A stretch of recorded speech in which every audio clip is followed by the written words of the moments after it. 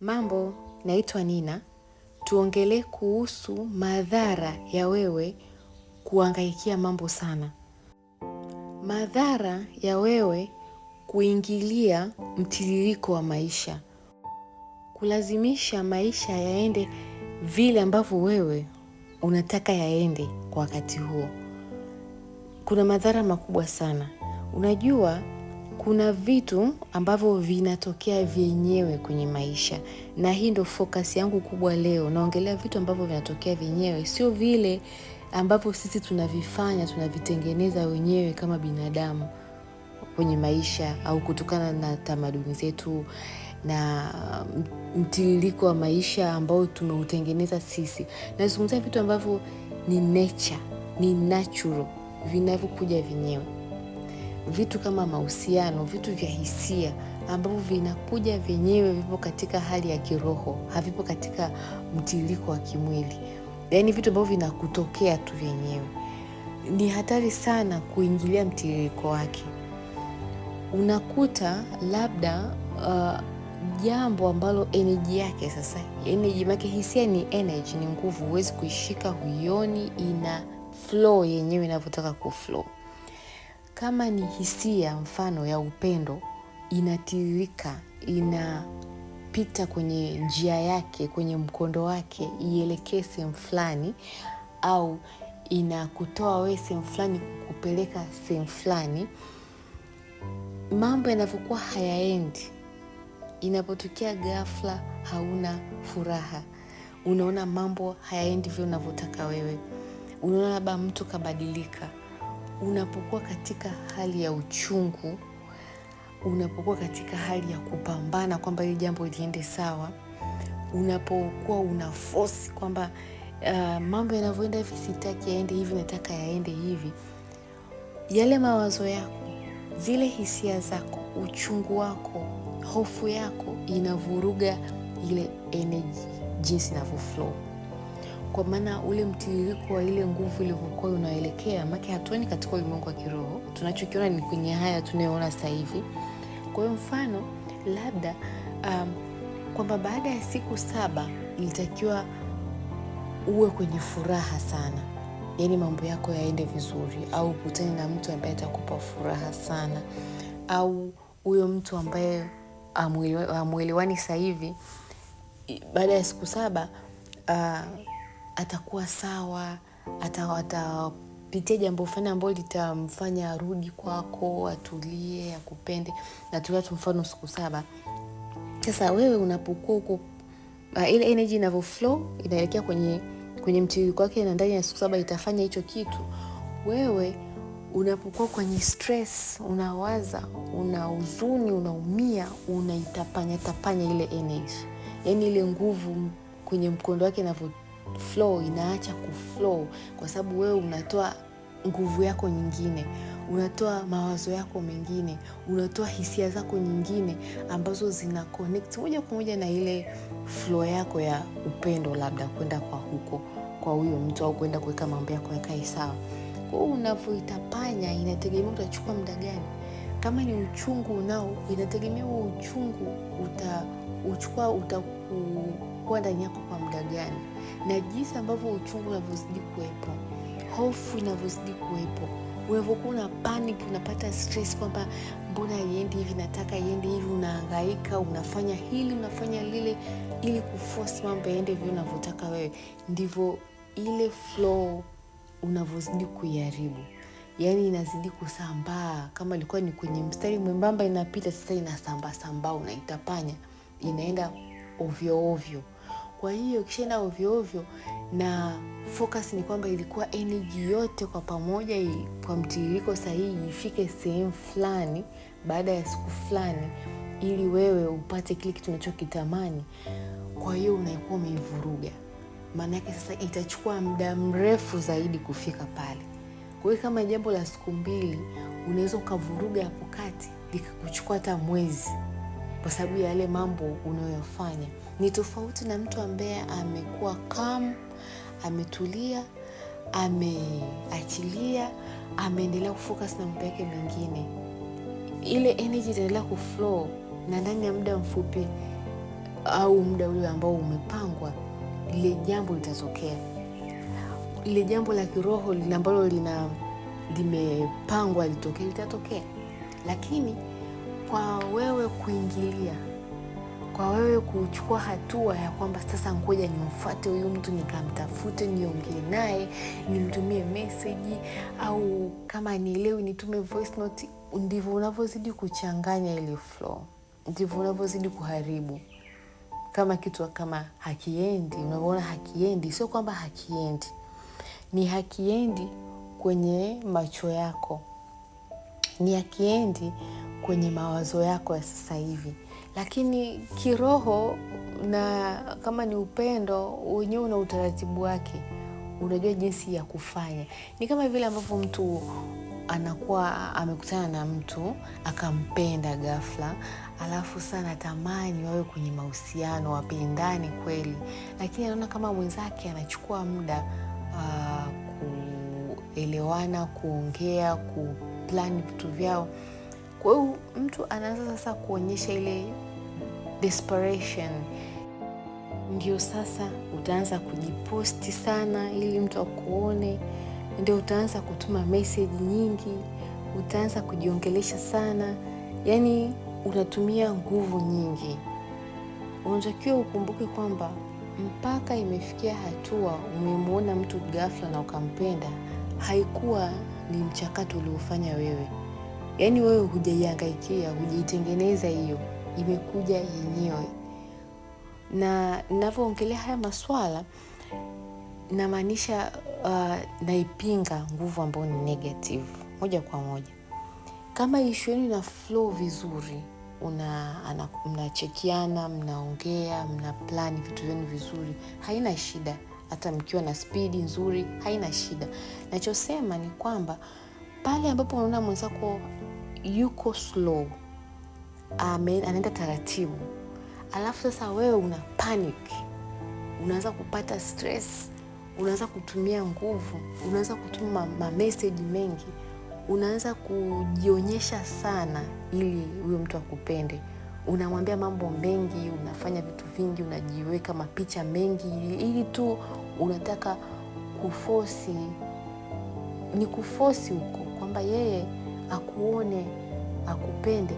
Kumbe ndivyo ambavyo unavyozidi kuharibu, unavyozidi kuivuruga ile energy.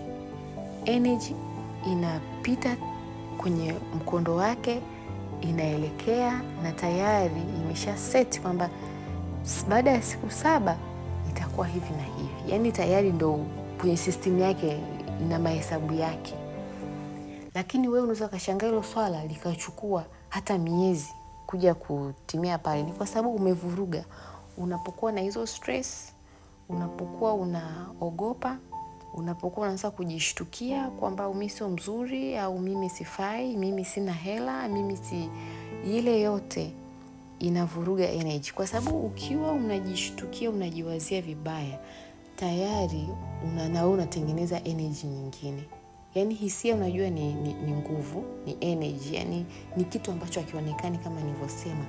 Kwa hiyo unavyokuwa tayari kuna energy yako wewe ya upendo wako, kuna energy ya huyo mtu unayempenda, na kuna namna ambavyo nature yenyewe inawakutanisha, nature yenyewe inavyotengeneza mtiririko wa upendo huu na upendo huu viweze kuungana, yani viwe katika flow moja.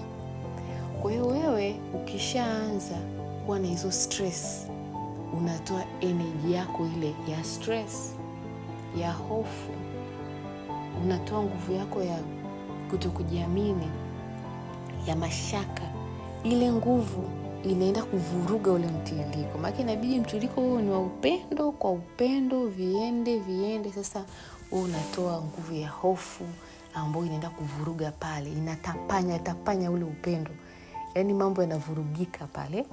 Ndio maana ili tena vije vijikusanye, upendo ujikusanye, ukae sawa, uanze tena kutiririka kuelekea kwenye yale mahesabu yake sahihi, na kwa muda ule inaweza kuchukua muda mrefu zaidi kama ambavyo nimesema. Kwa hiyo ni muhimu sana ujikumbushe Kila unapokuwa katika hali ya msongo wa mawazo, unapokuwa katika hali ya hofu, jikumbushe kwamba mimi sikutengeneza chochote, sikukiunganisha chochote. Hii ni zawadi tu. Ndio maana tunasema upendo ni zawadi. Umekuja wenyewe ukafika mpaka hapa, nikakusana na mtu, nikajikuta nimemkubali na yeye akanionyesha dalili za kunikubali. Kwa hiyo wacha ni uamini ule upendo. Imani yangu hiyo kwenye kile kitu nilichokiona mwanzo. Nisitaki kuforce kwamba sasa lazima ili jambo litokee. Niache iende, maana nina imani itatokea. Nina imani itafikia pale ambapo inatakiwa ifike. Kwa hiyo ukitulia, ukirelax, jambo litatokea lenyewe. Ukiliforce unalichelewesha. Ukiwa na stress unalichelewesha, kwa maana sasa ni mpaka kile kipindi ambacho wewe umeshahangaika sana, umeshalazimisha sana, ushajipa uchovu wa akili, uchovu wa kifikra kweli, moyo wako ushakata tamaa. Ndio pale sasa wewe una focus kwenye vitu vingine, unasema hili jambo limeshindikana, silitaki tena. Baada ya siku chache au muda mchache, unashangaa sasa yule mtu ndo anakuja, anaanza kukubembeleza na kuhitaji. Unabaki unashangaa kwamba imekuwaje, mbona mimi baada ya kuachilia ile swala, kukata tamaa, ndio yule mtu anakuja. Ina maana huu ni uchawi, ni miujiza, ni magic. Kumbe hakuna cha uchawi. Ni maisha huwa yana taratibu zake, yana kanuni zake. Nguvu zinaenda katika mtiririko wake. Kwa hiyo muda mwingi pale unakuwa umeutumia kuharibu, ndio maana jambo linachelewa. Muda mwingi ulikuwa kwenye hofu baada ya utulivu, jambo ulikuwa unalitapanya, unachanganya nguvu zako wewe, zile za hisia zako zinaenda kuharibu ile hisia nzuri ambayo ilikuwa inatiririka yenyewe kuja kuwaunganisha. Kwa hiyo muda huo sasa yeye anapokuwa na yeye amekuja, mkae sawa, yuko vizuri, amenyoka, huwezi kumtambua kama amenyoka. Maana ulitumia muda mwingi kujivuruga. Ulitumia muda mwingi kutengeneza hofu. Ulitumia muda mwingi kumchunguza na kupata mashaka. Ulitumia muda mwingi kuharibu. Japokuwa kwenye akili yako sasa utakuwa unaweka kwamba huyu mtu ni mbaya, huyu mtu anipendi, huyu mtu kanitesa sana, nilikuwa namfuata, namtumia message zangu ajibu, nilikuwa namtumia voice note, natuma, napiga simu miss call 200 hajali. Kwa hiyo kinachokuumiza ni zile actions zako ulizozifanya kwa huyo mtu. Lakini kumbe yeye ulikuwa muda sio sahihi, muda ulikuwa hujafika. Wewe ndio ulikuwa una force. Kwa hiyo matendo yako mwenyewe yaliharibu ile swala, yalichelewesha ile swala na yakaharibu imani yako, yakaharibu nafsi yako. Kwa unakuwa muda huo wewe tena huna hisia tena kiasi hicho, na hisia ni kwa sababu wewe mwenyewe uliziharibu na unasema kwamba yeye ndo amesababisha. Lakini uhalisia ni kwamba matendo yako pia kwa asilimia kubwa, hofu zako, mashaka yako, kutokuwa na utulivu kwako, kutokujiamini, kutokuachilia jambo li flow linavyotakiwa li flow, kuforce, ndo kumekufikisha hapo, ndo kumekuleta katika hali ya kutokuwa na imani tena.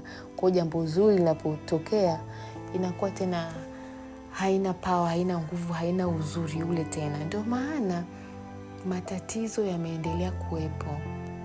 Yaani watu wameendelea kuvurugana, ni kwa sababu tu ya kutokuzifahamu hizi siri za kisaikolojia na kuenda nazo. Maana unaweza ukaifahamu ni jambo moja, ila kufuata huo mtiririko ni jambo lingine. Ndio maana ni muhimu sana mara kwa mara unapojikuta una stress, una mashaka, una hofu, jikumbushe. Yaani tafuta chochote cha kisaikolojia, jikumbushe. Sikiliza vitu kama hivi ambavyo vitakukumbusha kwamba na wewe upo kwenye kuharibu hilo swala.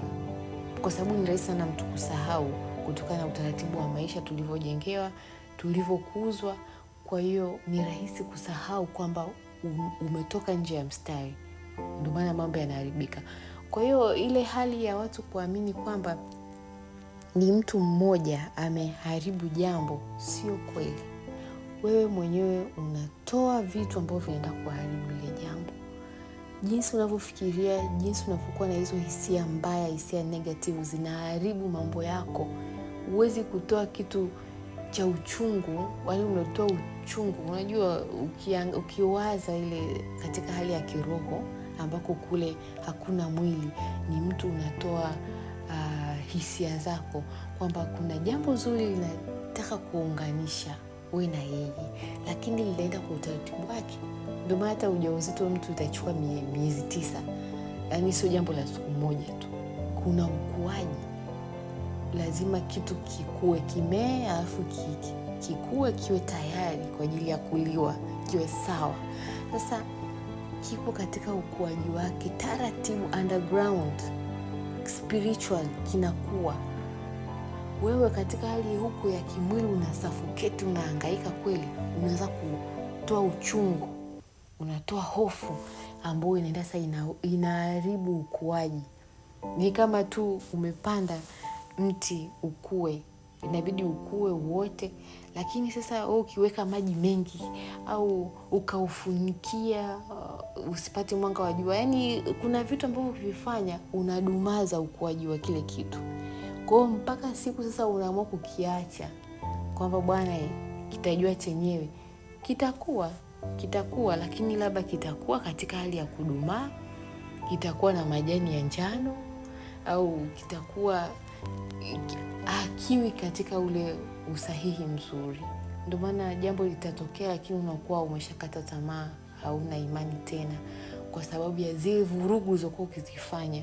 Kumbe ulitakiwa umeshafanya vitu vya msingi, jambo linatokea, liache liendelee lenyewe, relax. Umeshapanda mbegu yako, tulia, forget about it.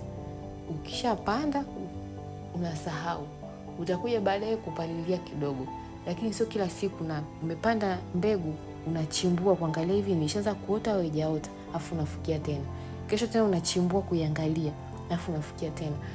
Yaani hivyo unachokifanya unazidi kuharibu na kuchelewesha ukuaji.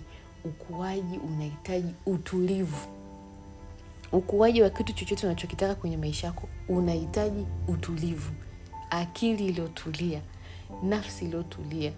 Ndio maana nitainsist sana kwamba ukiwa kwenye stress, umepata hofu, fanya utakachoweza kufanya kitakachokusaidia uweze kuondoa ile hofu, kuondoa ile mashaka na kukuza kujiamini kwako ndani yako. Na zaidi katika yote ni kuweza kupata utulivu ndani ya fikra zako. Maana chanzo cha yote ni fikra.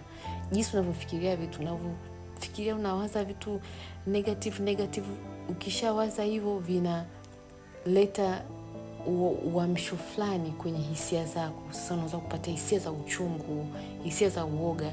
Sasa zile hisia ndio nguvu yenyewe ambayo inaenda kuharibu.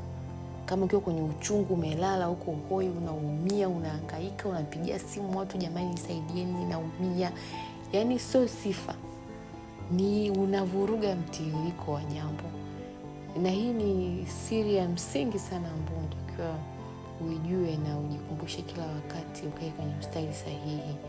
Ni kitu ambacho hakiko wazi sana kwa sababu hatufundishwi mambo ya hisia tukiwa wadogo, yani tuweze kubeba hiyo na kuelewa kwamba tukiwa mkubwa unajua kabisa hisia zinafanya kazi hivi. Ni kitu ambacho unajifunza ukubwani. Sasa huku ukubwani lazima uiforce uielewe hiyo. Yani ikae ndani yako, ujifunze kukubali na kuamini kwenye utulivu. Kwa sababu mambo yote yanayofanyika kwenye maisha yako, yanayotengenezeka katika ile kiroho kwa ajili yako, kule usipokuona wewe kunakofanyika mambo ile yatokee, ya manifest kwenye maisha yako, yanahitaji utulivu, hayahitaji miingiliano na wewe unavyovifanya hivyo, hizo force unazozitumia. You have to relax na kuacha mambo yatokee vile ambavyo yanajitengeneza ili yaweze kujidhihirisha kwenye maisha yako. Basi nashukuru sana kwa kunisikiliza. Na imani umepata kitu. Hili somo limekufundisha kitu cha msingi. Kama huja subscribe channel yangu, basi subscribe, weka like yako hapo, alafu comment, uniambie chochote, uniulize, uniambie kama umeelewa, uweke kopa kuonyesha kwamba umeelewa somo hili la leo, na gusa kengele ili nitakapo posti tena uweze kuwa wa kwanza kuja kusikiliza somo langu. Mpaka wakati mwingine, chao.